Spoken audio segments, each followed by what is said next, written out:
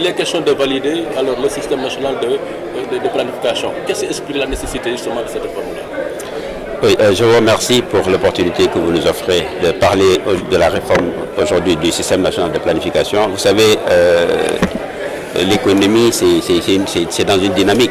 Le dernier système de planification qui est encore en vigueur remonte à 1987. Et vous savez tous que depuis 1987, beaucoup de choses se sont passées. Donc c'est tout à fait normal qu'au bout d'une trentaine d'années, qu'on essaie de voir comment réadapter le dispositif à l'environnement actuel. Aujourd'hui, entre-temps, vous avez eu la politique de décentralisation, vous avez eu des éléments comme les réformes de l'UEMOA avec les budgets programmes, etc. Et voilà, dans le cadre même de la mise en œuvre de l'ancien système, il y a eu peut-être des dysfonctionnements qui sont apparus et autres.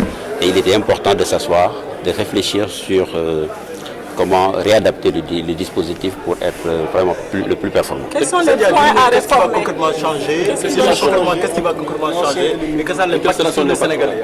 Oui, en fait, en gros, pour être vraiment très succinct sur la question, ce qu'on essaie de changer d'abord, c'est codifier le système. C'est-à-dire que passer à une loi, à un dispositif, une loi et des textes réglementaires qui régissent le système national de planification. Un autre élément très important, c'est comme je l'ai dit tout à l'heure, la prise en compte de nouveaux documents, comme le budget programme, les documents de programmation pluriannuelle des dépenses, le DPBEP, etc. Mais aussi la prise en compte, effectivement, des derniers développements en matière de politique territoriale. Vous entendez tous les jours, le président parle de territorialisation des politiques publiques, etc.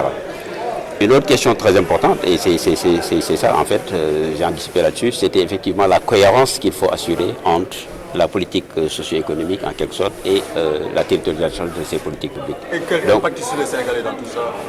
Oui, je pense que quand on fait de l'économie, quand on gère un pays, l'objectif principal des autorités, c'est d'améliorer, de continuer à améliorer les conditions de vie des populations. Et comme on dit, gouverner, c'est prévoir. Pour bien prévoir, il faut très bien planifier. Et c'est donc tout ça qui doit nous permettre... Quelle est la prochaine étape après validation?